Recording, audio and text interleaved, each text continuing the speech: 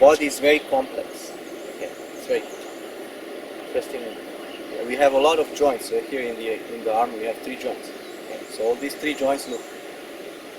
How many options are there to move the racket incorrectly? Many. Infinitely. You see. Look. That's true. Now. Even more infinitely. Yes. Then how are you going to find, among this infinite amount of choices, there's only one. The right one. It's not just one, but basically something must be in place very stable, very repeatable. These movements are not repeatable. How are you? You understand? But you need a consistent swing that is more or less the same, because more or less the same swing will going to give you more or less the same ball. Okay, you understand? That's true.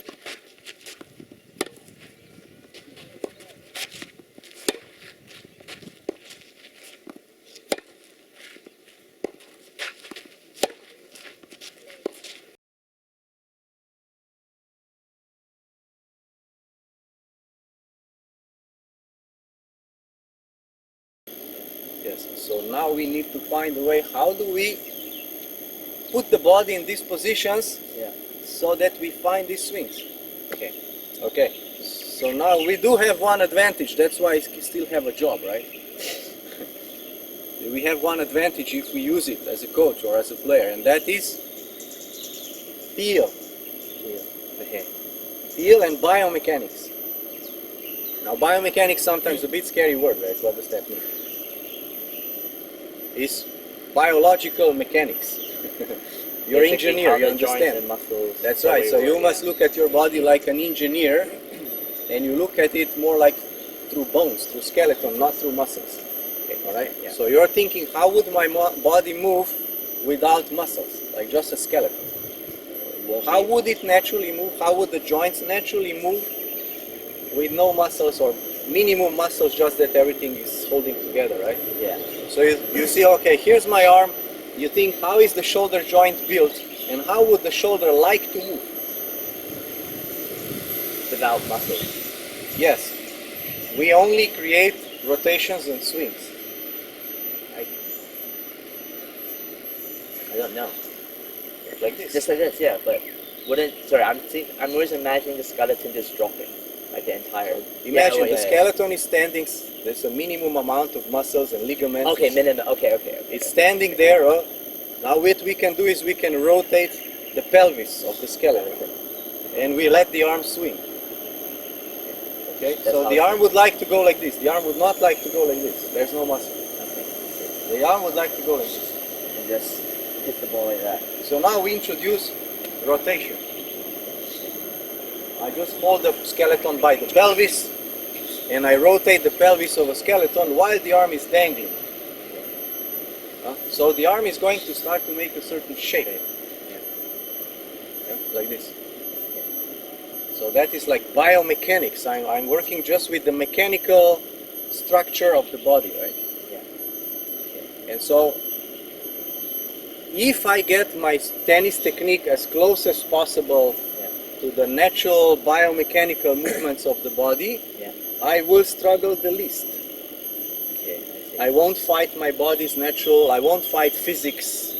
It's physics. I won't fight momentums. I won't fight gravity. You understand? I use it. I use it. And make my life easier. Yes, I amplify it. Okay. You understand? So tennis technique must be based on biomechanics to function repeatedly, effortlessly, because look, is this movement repeatable? Yeah, all the time. Of course, because it's just one screw here, and I don't use other things, and I don't use muscles, so I go like this. So do you think professional tennis players have a better natural understanding of biomechanics? No, they were trained. As well? Since they were 6. They were trained. Yes, they might be more talented, they have higher sense of hand-eye coordination. Feel.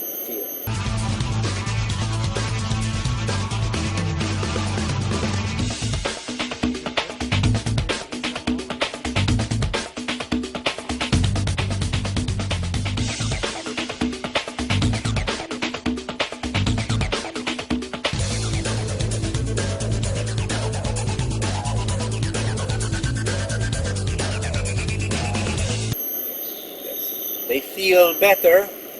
They have a more refined feel for when it's right. Because we cannot teach in English to such high level.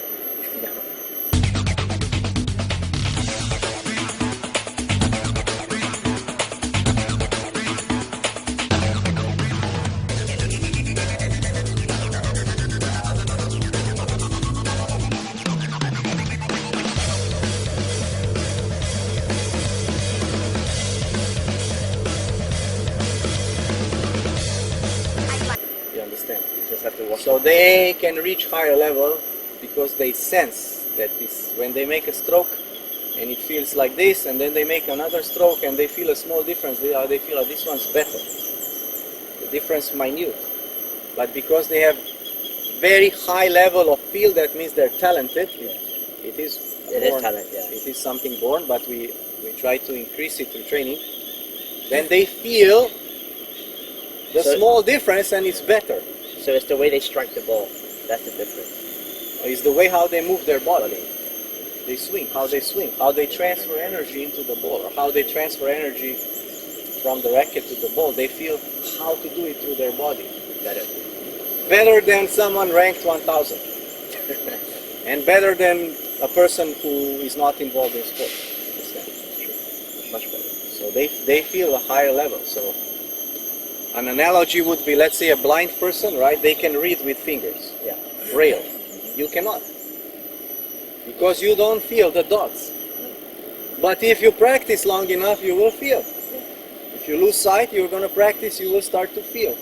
Which means at the moment your sense of feel is not high enough.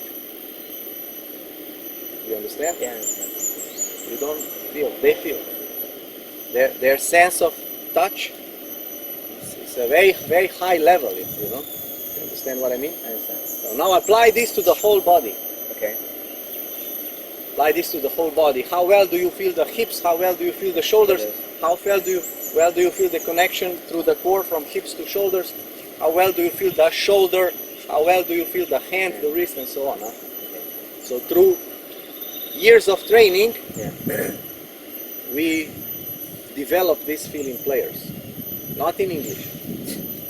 Through playing. Through drills, through exercises, throwing medicine balls, pulling rubber bands, doing million exercises, hitting the ball with the ball, you name it, man. We are just thinking how to stimulate the brain so that it's adapting to feel. Okay? Okay. So that's how it develops. That's why they're better than you. Because they're doing this since they were 6 or 7 or something like that. You understand? Even if you're involved in different sports, if they play table tennis, they have a very refined feel for the ball. Then they play badminton, it's a different feel. Then they play squash, they have a different feel. So now their brain is very smart, or very able to adapt to different speeds, different balls. They know the force, this force, that force. You understand? They're very... They adjust very quickly. Yes. So they can adjust. If they return a 200 serve, they know how much to push the ball. If the ball is slow, they know how much to hit.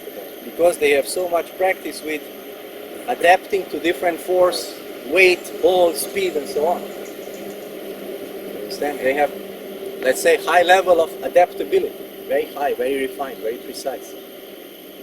That's why they can control the ball. So their ball... extremely refined dial with lots of very small intervals. That's right. That's why, how many times do you see a pro hit a stroke in good conditions and miss by 3 meters? Never. Never. Unless it's like... Because they are so refined, so they miss by half a meter, 20 centimeters, by 1 meter. So by 25 meters, so there it means they missed by 1 degree, maybe the height. You understand? And this 1 degree mistake can make the ball go long, right? But by a little bit. Yeah. And if they hit wide, they hit a little bit wide. Okay. Because they're so refined. Because they've been developing that. Skill. Yes, skill, ability, yes.